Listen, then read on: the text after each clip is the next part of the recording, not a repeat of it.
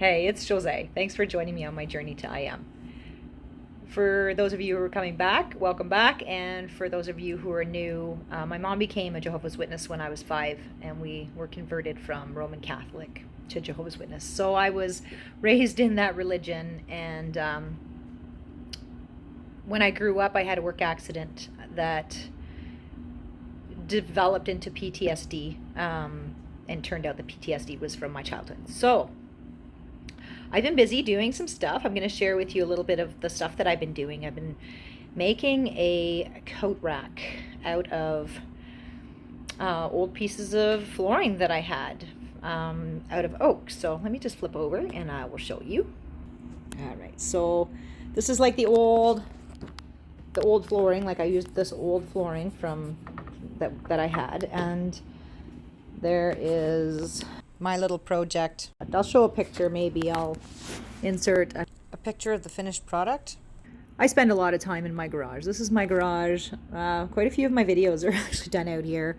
Like I said, I grew up with the boys, and I did work as a machinist. So yeah, and these little hooks here, I haven't installed them yet, but they open up when they're closed like that, or they're opened like this. So when you want to put a coat on it, you can put a coat, but when you're not using it, you can just tuck them away. I thought that was kind of neat.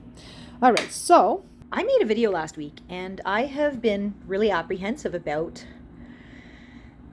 sharing it with the people. I'm worried that people are going to go into fear because of the knowledge that I chose to learn. And I was just kind of sharing a few of the books that I've picked up over the years for my own personal knowledge intake. And but we're all on our own journey, and we get to where we are from where we were. And so I am going to put that video on now, and I hope you like it, and I hope everybody's okay with it. And if you're not, that's okay too. And just mean I never mean any disrespect. And so here we go. All right. Hey, it's Jose. Thanks for joining me on my journey to I Am. If you've been here before, welcome back. And if you're new, I was raised as a Jehovah's Witness convert child from the time I was 5 until I was about 19 or so. I did leave the faith after that and became agnostic. And then I had a work accident when I was about 28 that resulted in me finding out that I had PTSD from my childhood when I was 30. In my last video, I discussed PTSD and some therapy on how to deal with it, the steps of PTSD, and different treatments you can get for it. In that video, I was talking about one of the treatments was to get a psychologist. So in this video, I kind of want to talk about that a little bit. And so when I had my first work accident, I hurt my back, which left me kind of isolated at home. And I didn't have any friends that didn't work. Everybody I know works. I had always worked 2 or 3 jobs since high school. So when I went off work, I didn't even have cable. I wasn't a TV watcher. And although I was an avid book reader, I didn't spend my days reading books. So I kind of went a little bit nuts sitting at home. And with anxiety, I ended up getting agoraphobia. And if agoraphobia is when you can't leave your house unless you're with friends or family. Like it gets harder and harder to leave the house. You isolate yourself. So at the beginning, when I went off work, I went off work because my company had tried to get me to sign something that I didn't want to sign. And then I developed anxiety and depression. Like literally as soon as I signed it, I started to cry. And I'm not a crier. I grew up with 3 brothers. I was taught to suck it up. I didn't have many friends that were of the female persuasion because I grew up with 3 brothers. My mom was my only parent. And although she has a lot of great qualities and skills, the lack of empathy and love, really. And I know my mom loves me in her way, but the love that I needed didn't get met. And because of that, I didn't have a lot of respect for women when I was younger. It was really difficult to see the qualities that they carry. I truly tried very hard to be like a man, because in our family, masculinity was what gained respect. So when I went off work and I was crying, I couldn't stop crying. Like literally, like I was crying and crying and crying and crying. And I went to see my first psychologist to deal with this. And so in my last video, we were talking about, finding a psychologist. And I really want to make sure to let you know that you want to make sure that the psychologist meshes with you, like that you're similar, that they're empathetic to your cause. Because my first psychologist was not. When I came into his office, I tried to explain what I've just explained to you about, growing up with brothers, being a masculine person.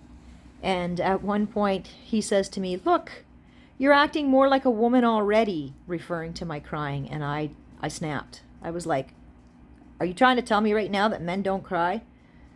And because I was looking, for him to understand what was going on in my mind so that he could help me, essentially. And it didn't work out 3 times. He actually, at one time, was yelling at me, started waving his hands around, and he smacked his plant behind him. And I actually stood up and I was backed up against the door because I don't like violence. And that's something from my childhood as well. And I went into fight or flight in his office, like just froze up. I was just like, so I ended up having to write him a letter, and I dumped him as a psychologist. He wasn't going to be able to help me because he didn't understand my life. So then I moved on to another psychologist, and the second psychologist, it was a nice guy, but he was so busy talking about himself all the time. Like, if I'm paying $150 an hour for a visit, I don't want to hear about your skiing trip on the weekend. Like, at first I kind of felt like, oh, he's comfortable with me. He's telling me about himself. And then I was just like, why am I spending time listening to you about yourself? I'm trying to help myself. So anyways, even though this guy was kind of like a knob, no offense to anybody that's listening to this, at that point I had developed insomnia. So I'm seeing him but one good thing came out of it. And that's why I'm actually making this video about the psychologists, and was that because I was suffering from insomnia, what he said to me was, get up, because I would lay in bed for like 2-3 hours trying to go to sleep, because I was taught that night times is sleep time. So, and I didn't want to be disrupting my day I didn't want to be sleeping during the day. I wanted to sleep at night. So he told me to get up and go to my computer and play solitaire. And I did that. So I was like staying up all night playing solitaire. My partner at some point got up and was pretty upset. He was like, "The computer's the devil." And I was like, I'm thinking to myself, what am I like? I guess playing solitaire is bad, but he just wanted me in bed with him. And I understand that, But what ended up happening was the solitaire, like literally I was up all night playing solitaire. So then my son, he was playing a game called RuneScape. It's a little RPG game. RPG stands for role-playing game. Like you're a little character and you do stuff. And he introduced me to this game. I got hooked on this game. I was playing like every second that I could because I was stuck at home feeling terrible. So I was trying to feel good. And so I'd have my laptop set up and I'd have like the RuneScape game taking like 2/3 of the screen. And then I'd have like because my brain spins really fast. My kids were diagnosed with ADHD. They didn't have that when I was a kid. So we just learned to deal with it and use our brains as best as we could. And because I had this really fast spinning brain, it was very boring for me to just play a game. So I'd have like the game on the 2/3 of the computer. And then in like the top corner, I'd have like a Netflix going or a documentary. And then below that, I'd have another little box open and I'd be researching something, reading. And I could just do all this at the same time. And this would make my brain feel good. So that's how actually my journey began, was because now I was in front of this computer, I started to learn. I started to watch there used to be a website, I think it was called ufoarea.com, but I looked it up the other day and it didn't seem to be there anymore, or I don't know if they've changed names or what, but it was kind of like a conspiracy type like website where you would go and like look up like stuff that seemed to be being withheld from us by the government. So like UFOs, giants, like they've found like skeletons of giants all over the world, but they've all been hidden now. You can't find them now. Whoever discovered them, somebody carted them away and they don't have it anymore. And just stuff like that. So I really started to just be like learning while I was playing my video game and the YouTube or documentary or whatever. But either way, I was learning all the time. So I want to share with you some of the books that I started to learn from. I picked up, my first book that I got was this one here. It's Quantum Leaps, 100 Scientists Who Changed the World. I really like this book. Let me just show you really quickly here. So it's like each page has one scientist, so it's not really heavy reading. It's kind of, and I could just do like a page a day. So for example, so there's the first one, Anaximander. And, you know, so it's just one page. Per person, the discovery that they made that was, you know, purposeful to science. Like, so the second is like Pythagoras, you know, the Pythagorean theory. And it just goes on, and like all the way up to today. So like they have Stephen Hawking's in here. Stephen Hawking's the second last person. And the very last person is, yeah, Tim Berners-Lee, which I don't really, I think he came up with the internet. Looks like it here, the World Wide Web. Tim Berners-Lee.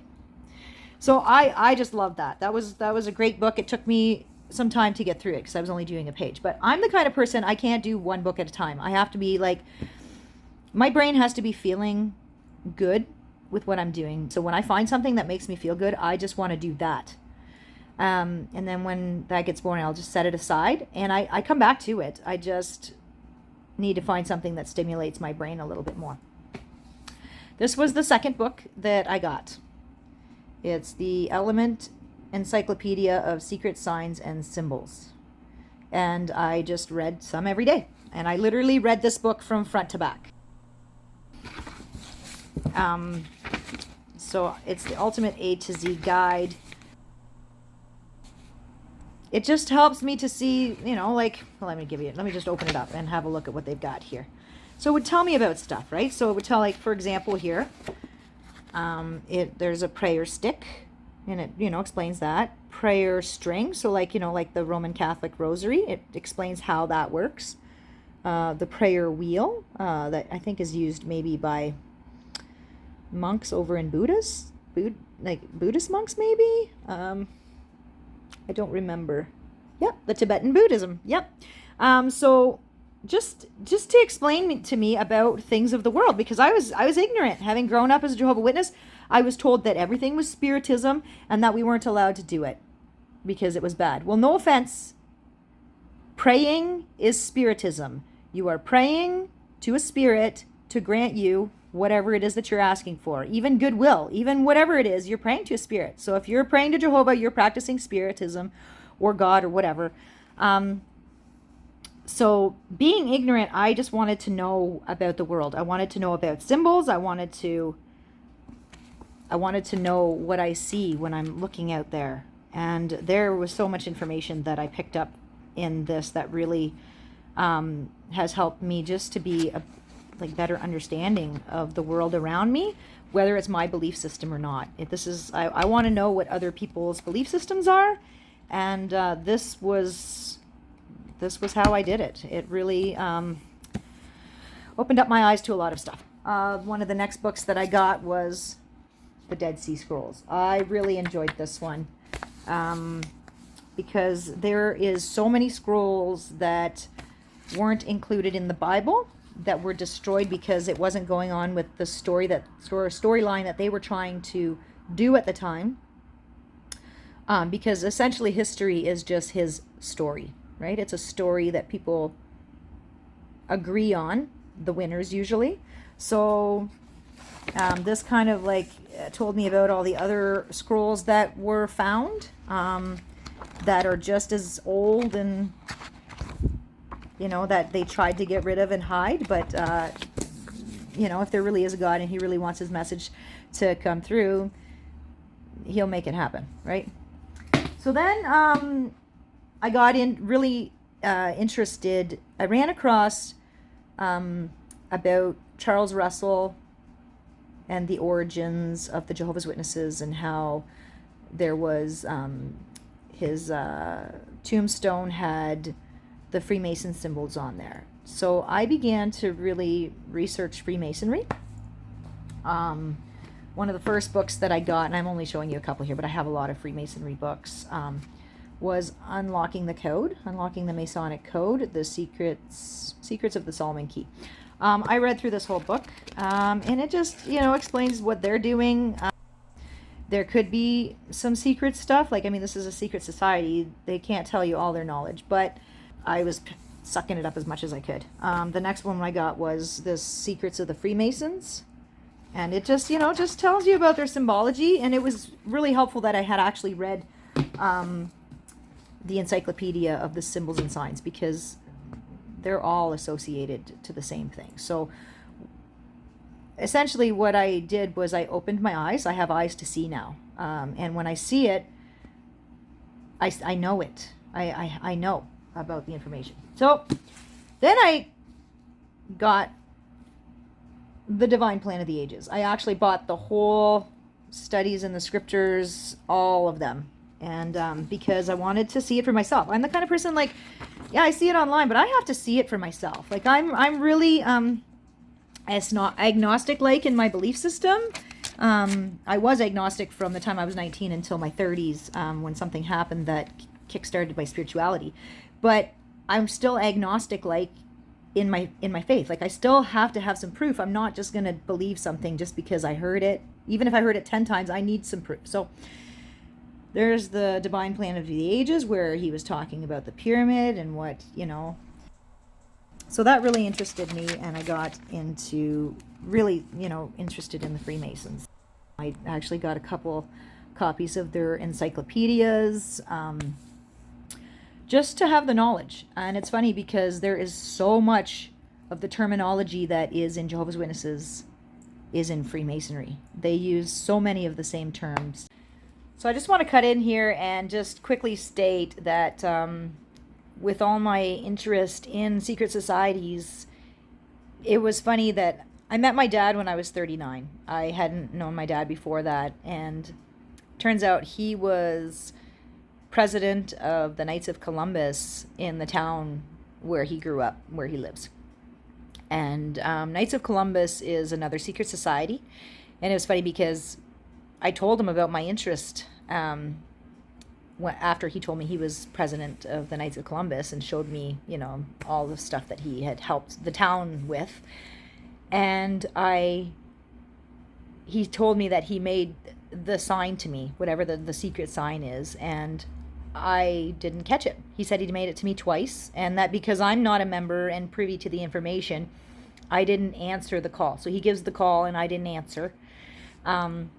It's just their terminology for making the symbol, and the other person returning whatever the symbol is. But Knights of Columbus is another secret society because there's a bunch of them, Shriners. There's a lot. They're not coming to mind right now, but supposedly they're all Illuminati in a pyramid style. Hopefully I can interject a little picture right now. But they all have the same knowledge. Okay.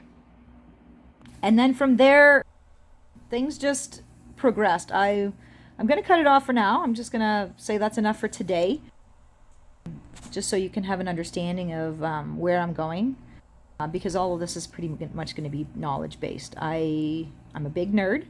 I love to research and learn and just have a broad base of information to draw upon. And because of my agnostic belief system, I'm a fence sitter on a lot of what I read and hear. If it doesn't resonate as truth to me, that's okay. I still shelf the information, because you never know when something in the future might prove for that information to be correct. That's how I work it, and everybody else can work it how they want to work it, and I'm good with that. So I want to say thanks again for joining me on my journey to I Am. I hope everybody has a wonderful day today and learns something new. And as always, I love you because I love me. Take care.